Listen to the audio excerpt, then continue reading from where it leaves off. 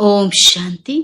15 मई 2026 के ईश्वरीय महावाक्य पहले सुनते हैं मुरली के मुख्य पॉइंट्स। बाबा ने कहा, तुम्हारे जैसा खुश नसीब दुनिया में कोई नहीं, क्योंकि तुम डायरेक्ट बाप के बने हो।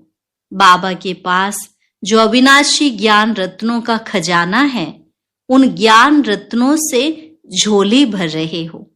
हर कदम तुम बच्चों की बुद्धि में यही रहना चाहिए कि हम अभी बेहद के बाप से बेहद सुख का वर्षा ले रहे हैं। यही है मन मना भव।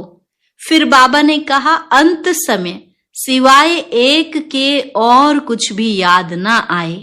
बाप की याद में रहने से ही तुम परिस्तानी बनेंगे। अगर इस कब्रिस्तान से दिल लगाई तो बहुत घाटा पड़ जाएगा। स्मृति रहे, हम आत्माएं अभी अपने घर शांति धाम जाएंगे। लास्ट में बाबा ने कहा, तुम सभी को बाप का फरमान है, इस काम रूपी महाशत्रु को जीतो। माँ में कम याद करो। तुम अभी प्रजापिता ब्रह्मा के बच्चे ब्राह्मण बने हो।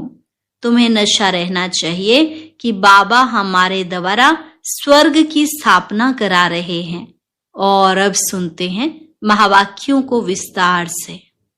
मुरली का सार। मीठे बच्चे, यह दुनिया कब्रिस्तान होने वाली है, इसलिए इससे दिल नहीं लगाओ, परिस्तान को याद करो। प्रश्न, तुम गरीब बच्चों जैसा खुश नसीब दुनिया में कोई भी नहीं, क्यों? उत्तर, क्योंकि तुम गरीब बच्चे ही डायरेक्ट उस बाप के बने हो जिससे सदगति का वर्षा मिलता है। गरीब बच्चे ही पढ़ते हैं।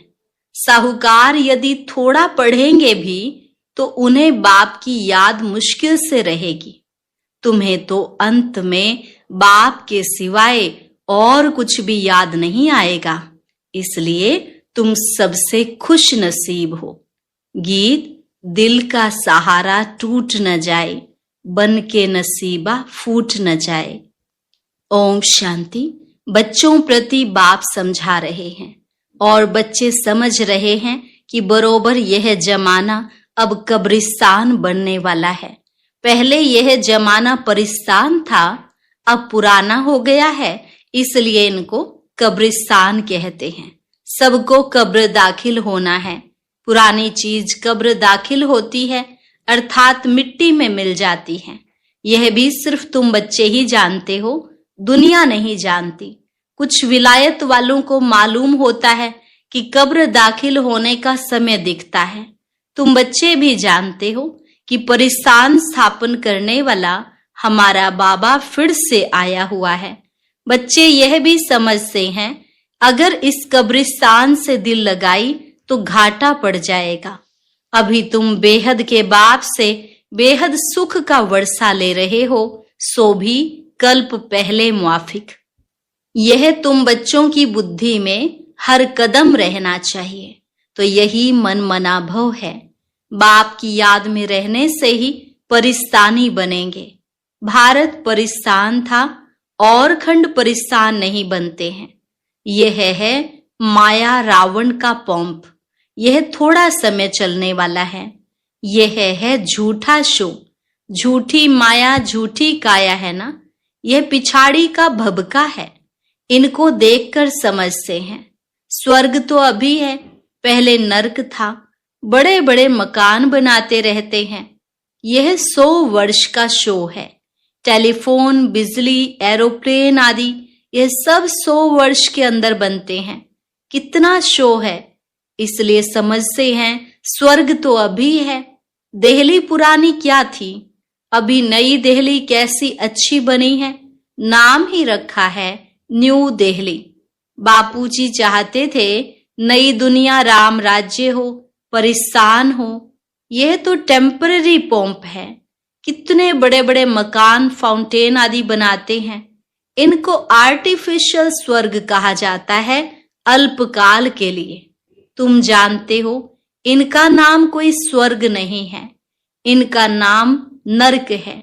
नरक का भी एक शो है। यह है अल्पकाल का शो। यह अभी गया की गया। अब बाप बच्चों को कहते हैं, एक तो शांति धाम को याद करो। सब मनुष्य मात्र शांति को ढूंढते रहते हैं, कहां से शांति मिलेगी। अब यह सवाल तो सारी दुनिया का है कि दुनिया में शांति कैसे हो। मनुष्यों को यह पता नहीं कि हम सब वास्तव में शांति धाम के रहने वाले हैं। हम आत्माएं शांति धाम में शांत रहती हैं, फिर यहाँ आती हैं पार्ट बजाने। सो भी तुम बच्चों को मालूम है। अभी तुम पुरुषार्थ कर रहे हो सुख धाम में जाने वाया शांति धाम।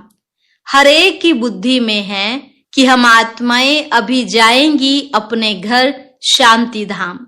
यहाँ तो शांति की बात हो नहीं सकती, यह है ही दुख धाम।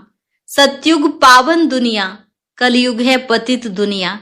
इन बातों की समझ अभी तुम बच्चों को आई है। दुनिया वाले तो कुछ भी नहीं जानते हैं। तुम्हारी बुद्धि में आया है बेहद का बाप हमको सृष्टि के आदि मध्य अंत का राज समझाते हैं। फिर कैसे धर्म स्थापक आकर धर्म स्थापन करते हैं। अब सृष्टि में कितने अथाह मनुष्य हैं। भारत में भी बहुत हैं।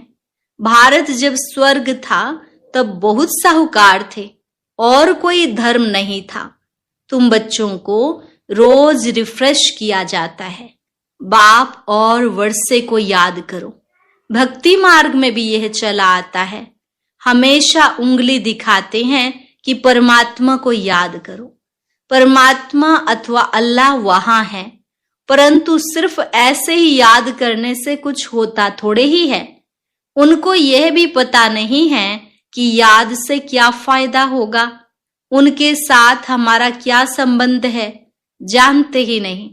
दुख के समय पुकारते हैं, हे राम। आत्मा याद करती है, परंतु उनको यह पता नहीं है कि सुख शांति किसको कहा जाता है। तुम्हारी बुद्धि में आता है कि हम सब एक बाप की संतान हैं, तो फिर दुख क्यों होना चाहिए। बेहद के बाप से सदा सुख का वर्षा मिलना चाहिए। यह भी चित्र में क्लियर है। भगवान है ही स्वर्ग की स्थापना करने वाला, हेवनली गॉड फादर। वह आते भी भारत में ही हैं, परंतु यह कोई समझ से नहीं है। देवी देवता धर्म की स्थापना जरूर संगम पर ही होगी, सतयुग में कैसे होगी, परंतु यह बातें दूसरे धर्म वाले जानते नहीं। यह तो बाप ही नॉलेजफुल है, समझाते हैं आदि सनातन देवी देवता धर्म कैसे स्थापन हुआ। सतयुग की आयु लाखों वर्ष कहने से बहुत दूर कर देते हैं। तुम बच्चों को चित्रों पर ही समझाना है। भारत में लक्ष्मी नारायण का राज्य था। इन्होंने कैसे कब यह राज्य पाया यह नहीं जानते, सिर्फ कहते हैं यह सतयुग के मालिक थे। उनके आगे जाकर भीख मांगते हैं तो अल्पकाल के लिए कुछ न कुछ मिल जाता है। कोई दान पुण्य करते हैं, उनको भी अल्पकाल के लिए फल मिल जाता है।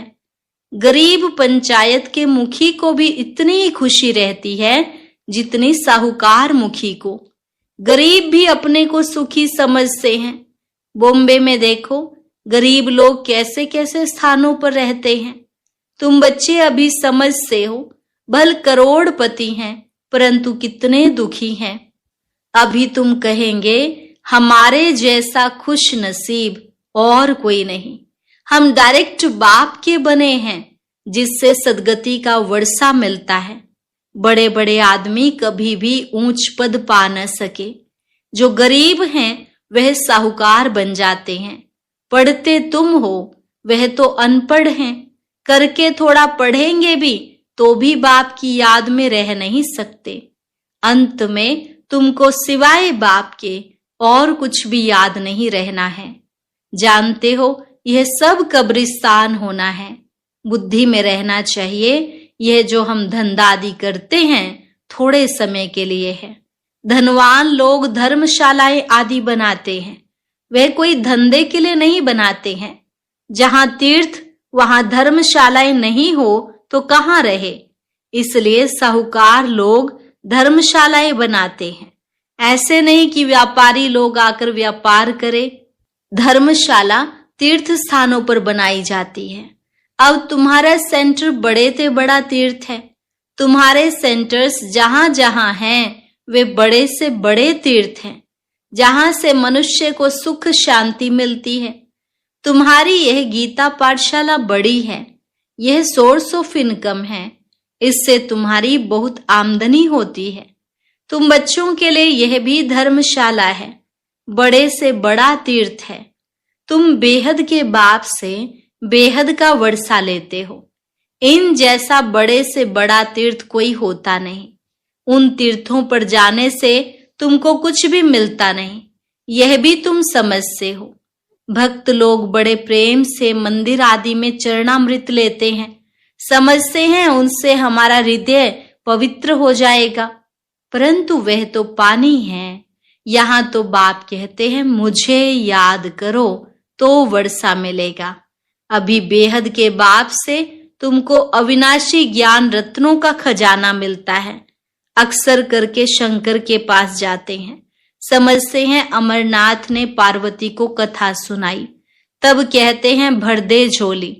तुम अविनाशी ज्ञान रत्नों से झोली भरते हो, बाकी अमरनाथ कोई एक को थोड़े ही बैठकर कथा सुनाएगा। जरूर बहुत होंगे, और वह भी मृत्यु लोक में ही होंगे। सूक्ष्म वतन में तो कथा सुनाने की दरकार ही नहीं। अनेक तीर्थ बनाए हैं, साधु संत महात्मा आदि ढेर जाते हैं। अमरनाथ पर लाखों आदमी जाते हैं। कुंभ के मेले पर गंगा स्नान करने सबसे जास्ती जाते हैं, समझते हैं हम पावन बनेंगे। वास्तव में कुंभ का मेला यह है, वह मेले तो जन्म जन्मांतर करते आए, परंतु बाप कहते हैं इससे वापिस अपने घर कोई भी जा नहीं सकते, क्योंकि जब आत्मा पवित्र बने तब जा सके, परंतु अपवित्र होने के कारण सबके पंख टूटे हुए हैं। आत्मा को पंख मिले हैं। योग में रहने से आत्मा सबसे तीखी उड़ती है। कोई का हिसाब किताब लंदन में अमेरिका में होगा तो झट उड़ेंगे, वहां सेकंड में पहुंच जाते हैं। लेकिन मुक्ति धाम में जब कर्मातीत अवस्था हो तब जा सकें, तब तक यहाँ ही जन्म मरण में आते हैं। जैसे ड्रामा टिक टिक हो चलता है, आत्मा भी ऐसे है, टिक हुई यह गई। इन जैसी तीखी और कोई चीज होती नहीं। ढेर की ढेर सब आत्माएं मूल वतन में जाने वाली हैं। आत्मा को कहां का कहां पहुंचने में देरी नहीं लगती है। मनुष्य यह बातें समझते नहीं। तुम बच्चों की बुद्धि में आता है कि नई दुनिया में जरूर थोड़ी आत्माएं होंगी और वहां बहुत सुखी होंगी। वही आत्माएं अब 84 जन्म भोग बहुत दुखी हुई हैं। तुमको सारे चक्र का मालूम पड़ा है, तुम्हारी बुद्धि चलती है और कोई मनुष्य मात्र की बुद्धि नहीं चलती। प्रजापिता ब्रह्मा भी गाया हुआ है, कल्प पहले भी तुम ऐसे ही ब्रह्मा कुमार कुमारी बने थे। तुम जानते हो कि हम प्रजापिता ब्रह्मा के बच्चे हैं। हमारे द्वारा बाबा स्वर्ग की स्थापना करा रहे हैं। जब नंबरवार पुरुषार्थ अनुसार लायक बन जाएंगे तो फिर पुरानी दुनिया का विनाश होगा। त्रिमूर्ति भी यहाँ ही गाया हुआ है। त्रिमूर्ति का चित्र भी रखते हैं, उसमें शिव को दिखाते नहीं। कहा भी जाता है ब्रह्मा द्वारा स्थापना कौन कराते हैं? शिव बाबा। विष्णु द्वारा पालना। तुम ब्राह्मण अभी लायक बन रहे हो देवता बनने के लिए। अभी तुम वह पार्ट बजा रहे हो, कल्प के बाद फिर बजाएंगे। तुम पवित्र बनते हो। कहते हो बाबा का फरमान है काम रूपी शत्रु को जीतो, मामेकम याद करो। बहुत सहज है। भक्ति मार्ग में तुम बच्चों ने बहुत दुख देखे हैं। करके थोड़ा सुख है तो भी अल्पकाल के लिए। भक्ति में साक्षात्कार होता है, सो भी अल्पकाल के लिए तुम्हारी आश पूरी होती है। यह साक्षात्कार होता है, वह भी मैं कराता हूं, शिव बाबा कराते हैं। ड्रामा में नोंद है, जो पास्ट हुआ second by second drama shoot किया हुआ है। ऐसे नहीं कहते हैं अब शूट हुआ, नहीं, यह तो अनादि बना बनाया ड्रामा है। जितने भी एक्टर्स हैं सबका पार्ट अविनाशी है। मोक्ष को कोई नहीं पाते हैं। सन्यासी लोग कहते हैं हम लीन हो जाते हैं। बाप समझाते तुम अविनाशी आत्मा हो। आत्मा बिंदी है। इतनी छोटी सी बिंदी में 84 जन्मों का पार्ट नूंदा हुआ है, तो वह लीन कैसे हो सकती है?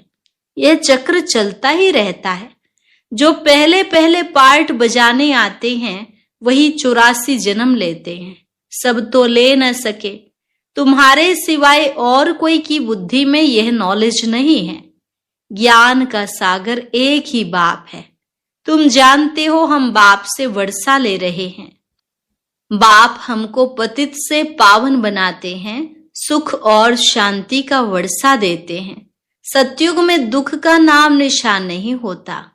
बाप कहते हैं आयुष्मान भव, धनवान भव। निवृत्ति मार्ग वाले ऐसी आशीर्वाद दे न सके। तुम बच्चों को बाप से वर्षा मिल रहा है। सतयुग त्रेता है सुख धाम, फिर दुख कैसे होता है यह भी कोई नहीं जानते। देवताएं वाम मार्ग में कैसे जाते हैं वह निशानियां हैं। जगन्नाथपुरी में देवताओं के चित्र ताज आदि पहने हुए दिखाते हैं। फिर गंदे चित्र भी बनाए हैं, इसलिए उनकी मूर्ति भी काली रखी है, जिससे सिद्ध होता है देवताएं वाम मार्ग में जाते हैं तो अंत में बिल्कुल काले बन पड़ते हैं। अभी तुम जानते हो भारत कितना सुंदर था, फिर तमो प्रधान बनना ही है ड्रामा प्लान अनुसार। अभी संगम पर तुमको यह नॉलेज है। बाप है नॉलेजफुल। तुम्हारा एक ही बाप, टीचर, गुरु तीनों है। यह सदैव बुद्धि में रहे। शिव बाबा हमको पढ़ाते हैं। यह बेहद की पढ़ाई है जिससे तुम नॉलेजफुल बन गए हो। तुम सब कुछ जानते हो। वह कहते हैं सर्वव्यापी है, तुम कहते हो वह पतित पावन है। कितना रात दिन का फर्क है। अभी तुम मास्टर नॉलेजफुल बने हो नंबरवार। जो बाप के पास है वह तुमको सिखाते हैं। तुम भी सबको यह बताते हो बाप को याद करो तो 21 जन्मों के लिए वर्षा मिलेगा। अच्छा, मीठे मीठे सिकिलधे बच्चों प्रति मात पिता बाप दादा का याद प्यार और गुड मॉर्निंग।